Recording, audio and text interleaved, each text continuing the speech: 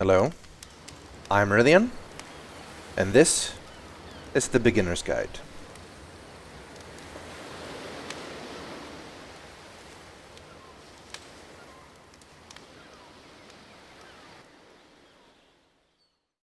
Hi there. Thank you very much for playing the Beginner's Guide. My name is Davey Reedon. I wrote The Stanley Parable, and while that game tells a pretty absurd story, today I'm going to tell you about a series of events that happened between 2008 and 2011. We're going to look at the games made by a friend of mine named Coda. Now these games mean a lot to me. I met Coda in early 2009 at a time when I was really struggling with some personal stuff, and his work pointed me in a very powerful direction. I found it to be a good reference point for the kinds of creative works that I wanted to make. So just to start you off, this is, I think, the first game he ever made. It's a level for Counter-Strike. You can walk around here, by the way.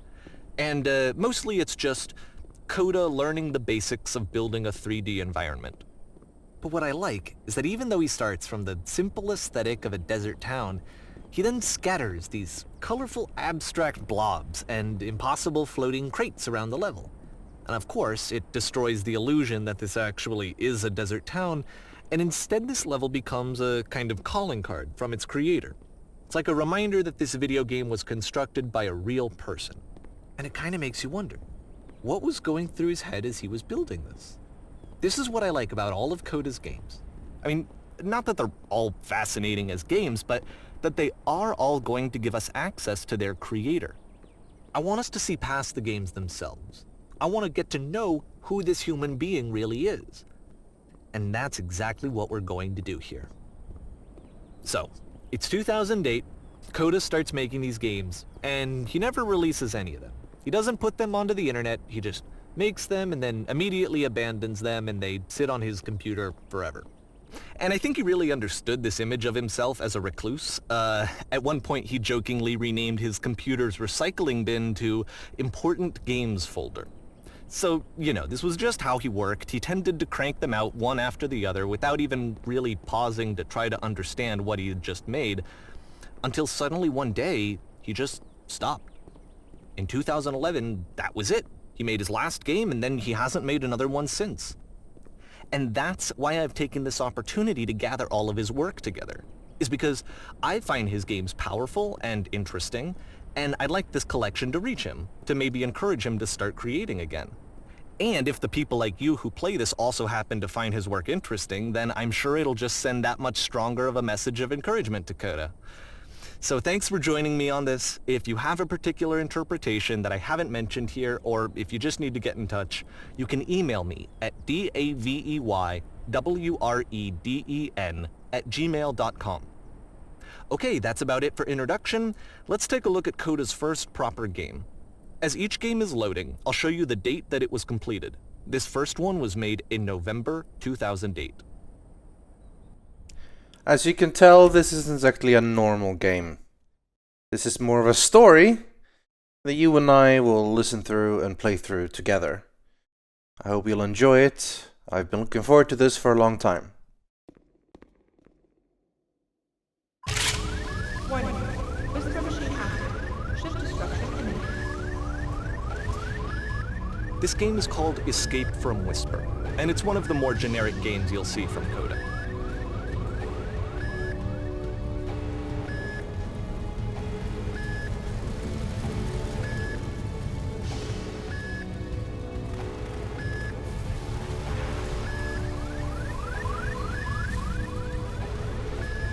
We can shoot. Doesn't really seem to be much to it though. And now I'm out of ammunition. So let's hope we don't actually have to fight.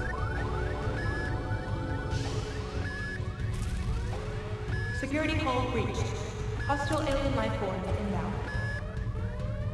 Well, it is pretty generic so like far. This game was abandoned mid-development.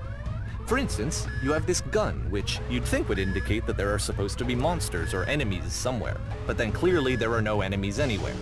You can't even reload the gun when you run out of bullets. Yeah, I noticed that. But ultimately we don't really know. Maybe Coda thought that actually it was complete the way that it is.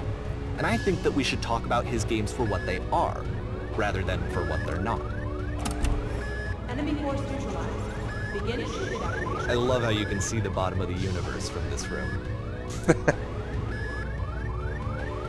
It's interesting, this whole idea of a skybox literally just being like a painted texture.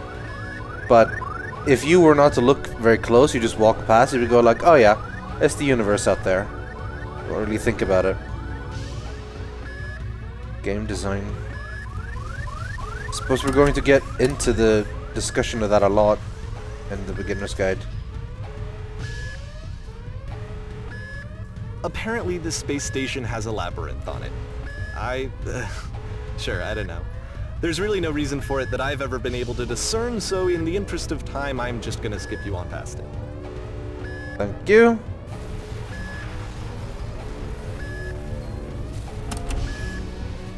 Okay, this is the part that's interesting. The game has this narrative about the whisper machine and how it has to be turned off, and then you get to the engine room. Hey, you there, in the engine room. You could save us all. That beam is powering the whisper machine. We could disrupt it by introducing a great enough heat signature. If your body could stop the beam. It's so much to ask, but for all of our lives, would you do it? Could you give yourself? So, the idea of sacrificing a game is obviously interesting. I think it would depend a lot on how long the game has been played. If you're really early in a game, you would just do it, because you figure whatever. This is not I'm a sure branching something's point. going to happen. Unfortunately, the only option is to step into the beam. But if it were towards the end of the game, you probably wouldn't want to end. Anyway, let's go into the beam. Let me pause here for a second. What you just experienced, stepping into the beam and then dying, is probably what Coda had initially intended when he was developing this level. But when he first compiles and plays it, something goes wrong. There's a bug somewhere. And this is what happens instead.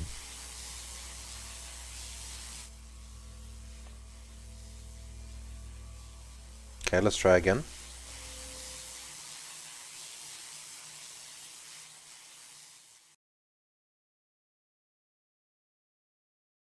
Okay. The beam causes you to start floating. And this is an important moment for him. Because yes, this is technically a glitch, but Coda identifies something human about it, like how small it makes you feel in the face of this larger chaotic system. Or this floating could be the afterlife, a peaceful place, juxtaposed against all of the hysteria that you've just had to traverse. I don't even know. I have no idea what he was thinking, but what's clear is that after making this, something lodges itself in his brain. He wants to do more of these really weird and experimental designs. So he stops work on this and moves on to a stream of tiny little games that go in all sorts of directions. Let's go ahead and take a look at the first game he made after leaving this one behind. Honestly, before we even go, well, no time for that, but I like the idea of just seeing the level from up top, you know? Making what felt, just from changing the point of view, you made what felt as in, oh man, we're in a computer station, we're gonna go, and you saw just how incredibly linear it was. It's like breaking the fourth wall, I guess, or, I mean, one of the walls. So try walking backwards. Yep, in this game you can only walk backwards. Okay, I hadn't actually tried to move yet, but I guess... Huh. So you can move forwards, so we have to back. And every now and then look around, I guess?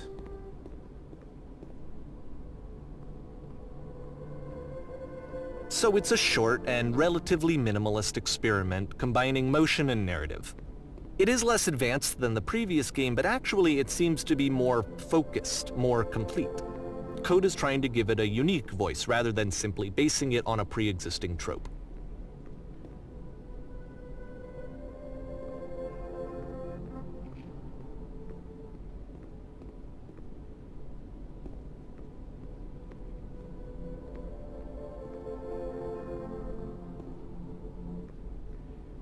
It's a short little thought, it says what it wants to say, and then it ends. Didn't need anything more than that.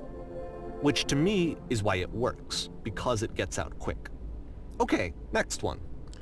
That was short. That was really short. Backwards. I mean, it's an obvious thing, the whole like going backwards, going forwards, but I agree that it kind of worked. But it's one of those 1 minute things you go, huh, I guess, and then the end. And I don't know if that's all you want in a game.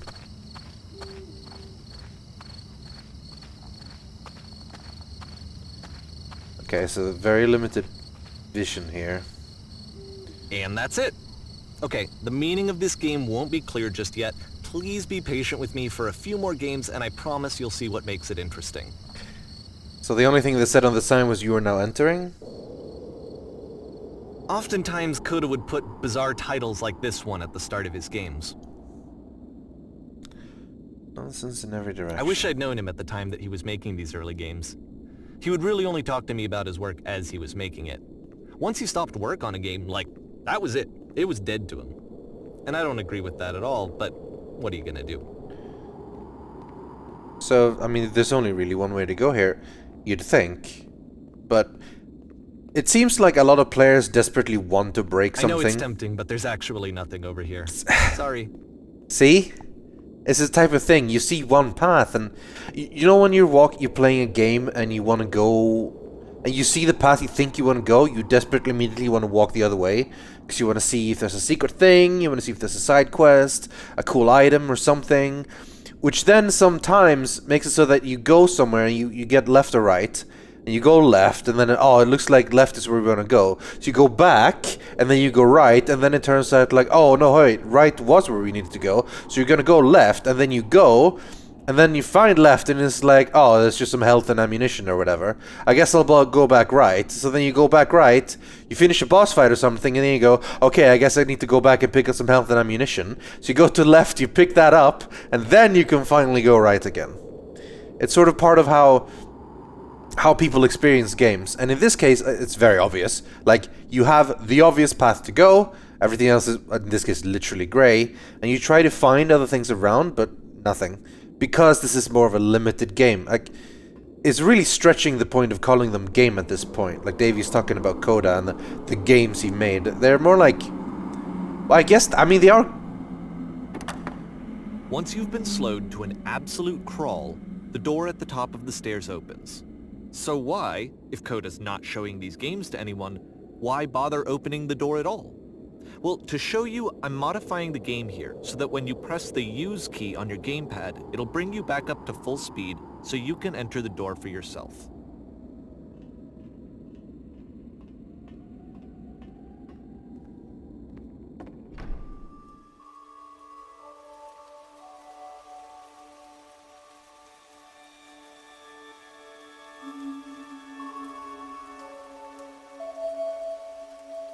A room that's warm and nice and filled with little ideas for games.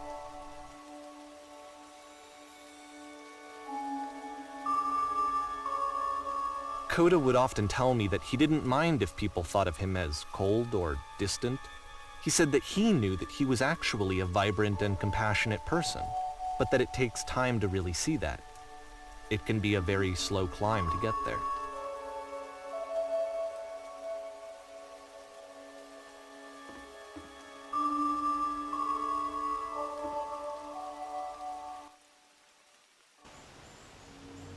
Coda's very clearly a very creative guy, and he has tons of cool ideas. But I wonder if he's ever going to be able to do something more than just these quick things. So a lot of these things they're just a one-time thing that makes people go, huh, that was cool, huh, that was cute. Not the type of thing that'll really stick with you. Well, this is new for Coda. It's an actual puzzle. Go ahead and see if you can solve it. Well, let's pull the thing.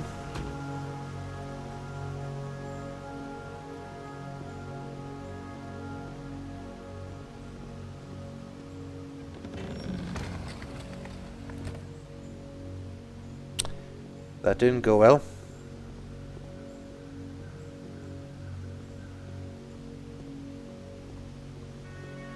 There's no lever on this door. Don't forget that solution, because Oh. we're going to see this puzzle again soon. We're gonna see it a lot. I sort of assumed that this would open up that door, but I guess that was pretty straightforward. Lever, open the door. Use the lever from the other side. A third lever appears, or a second lever appears. Okay. Clue? Possibly.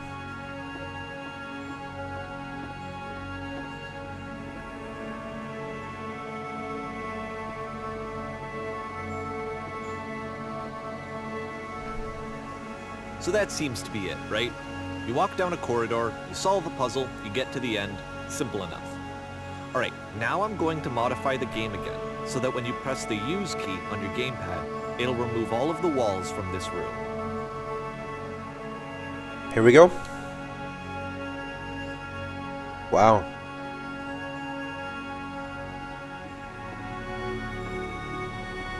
How about that? There was more to it than we had any way of knowing.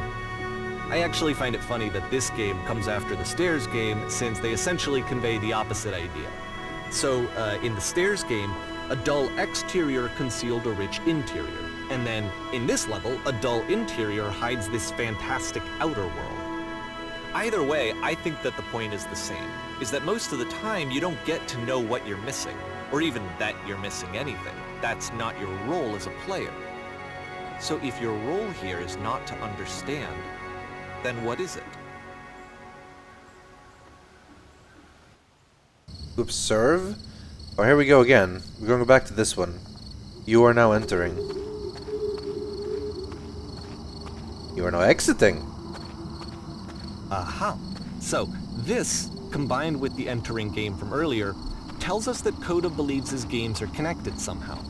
It could even be that the Stairs game and the puzzle game are literally connected in between this and the entering game.